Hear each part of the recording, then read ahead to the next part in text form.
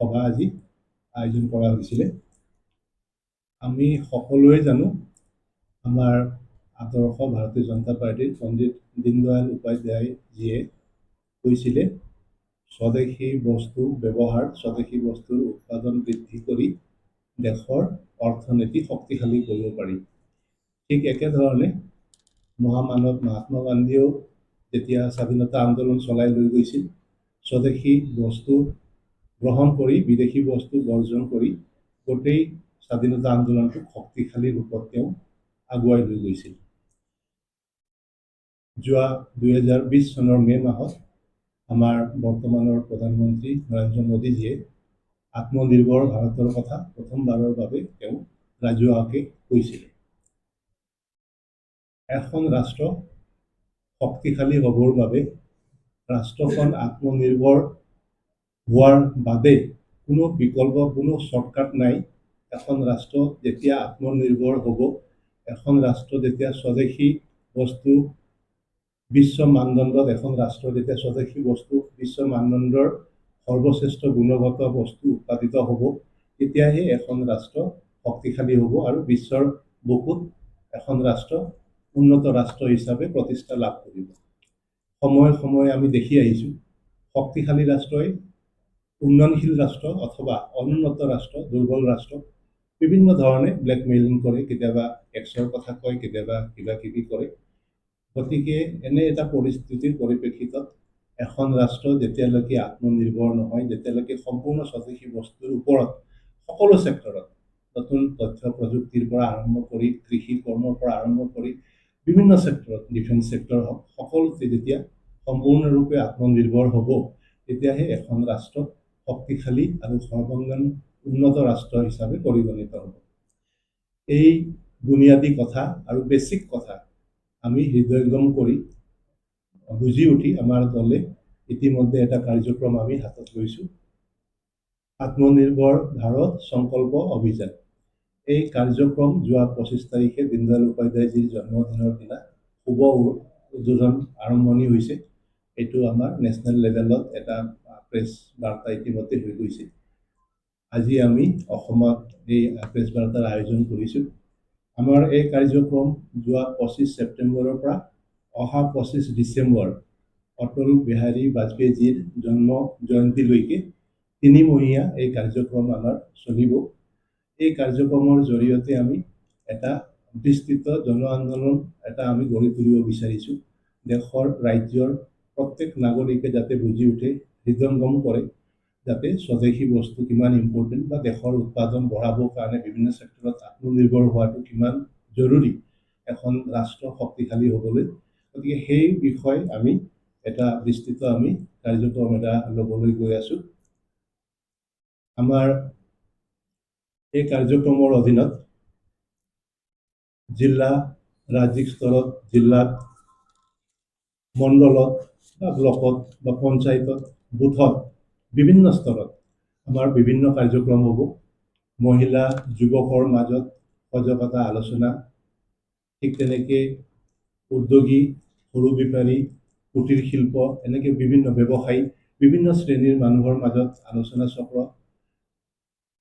তাৰোপৰি স্কুল কলেজতো আমি বিভিন্ন ধৰণৰ আলোচনা চক্ৰ আৰু আত্মনিৰ্ভৰৰ ওপৰত আমি কুইজ, এছে কম্পিটিশ্যন, এনেকৈ বিভিন্ন ধৰণে গোটেই কাৰ্যক্ৰম আমি ৰূপৰেখা আমি প্ৰস্তুত কৰিছোঁ। আমি এই কাৰ্যক্ৰমৰ অধীনত আমি বেনাৰ, পোষ্টাৰ, হোৰ্ডিংছ, ঘৰে ঘৰে ষ্টিকাৰ লগোৱা, আত্মনিৰ্ভৰ ভাৰতৰ বিষয়, এনেকৈ আমি সকলো ৰাইজক আমি সজাগ আৰু সচেতন কৰিবৰ কাৰণে আমি চাৰিওপিনৰ পৰা আমি কাম কৰি যাম। স্বদেশী বস্তু বুলি কওঁতে আৰু এটা কনচেপশ্যন, ধাৰণাৰ বিষয়ে আমি ক্লিয়াৰিটি আনিব বিচাৰিছোঁ।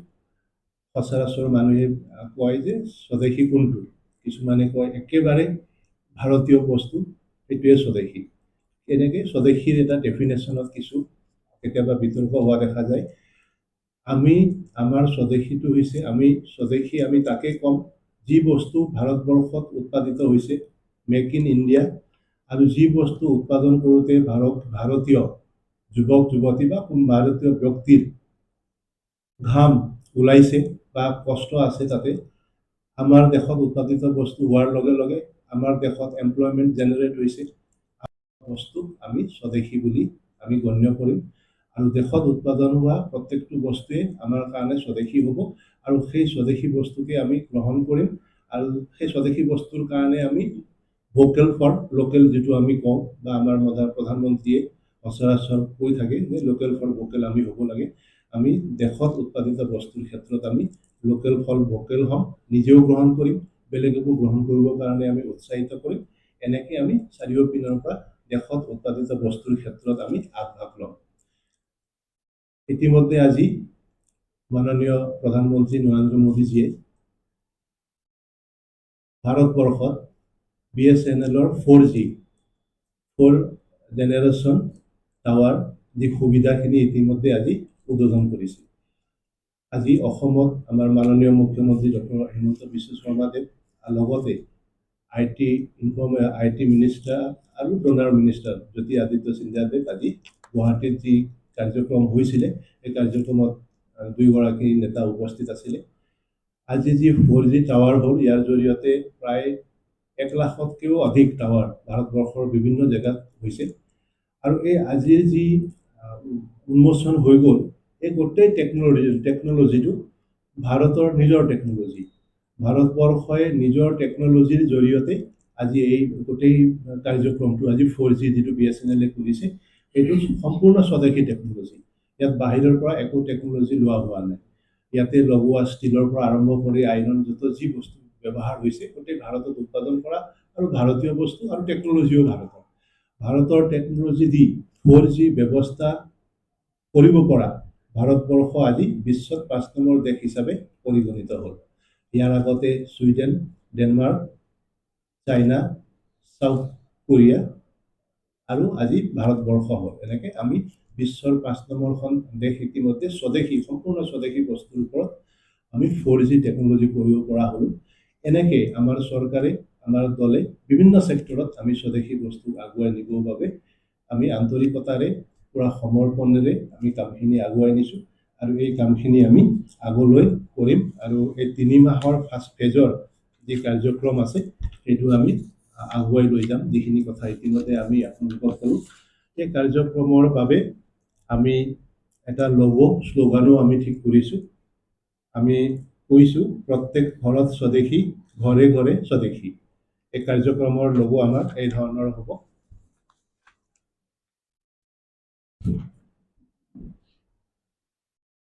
প্ৰত্যেক ঘৰত স্বদেশী, ঘৰে ঘৰে স্বদেশী।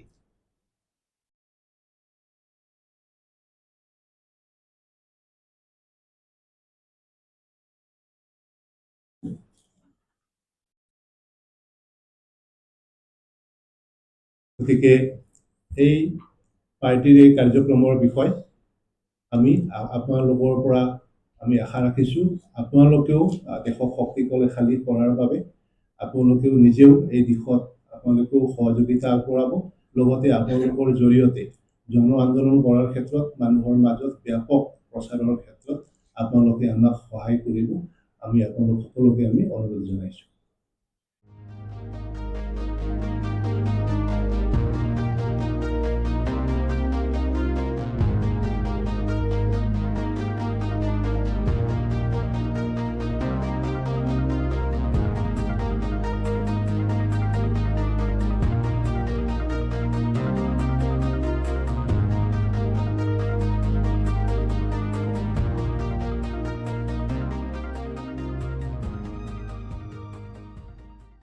Stay informed, stay ahead.